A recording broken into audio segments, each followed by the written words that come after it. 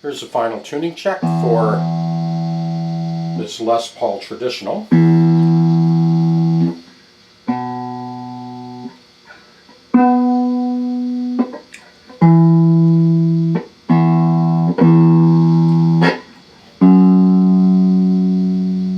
got my mutes in there so that we don't get sympathetic resonance from the other 5 strings.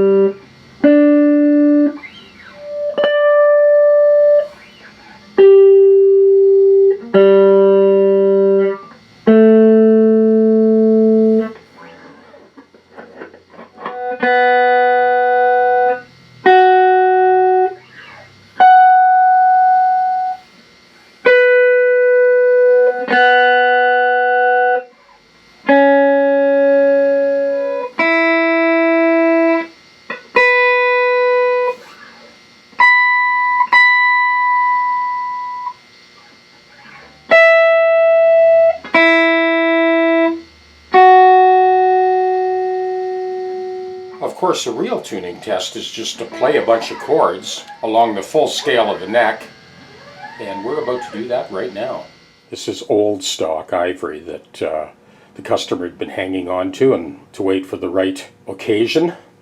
I don't normally use ivory, don't encourage it, but it is quite beautiful, and that is a compensated nut for 10 to 46 strings at concert pitch. I did dress, recrown, and polish those frets as you saw earlier. And although there are still some very faint sort of ghost marks, it wasn't worth grinding those frets down for a couple of reasons. One is we have the famous Gibson nibs that enclose the ends of the frets. I didn't want to go pulling frets. There wasn't enough wear to warrant pulling the frets.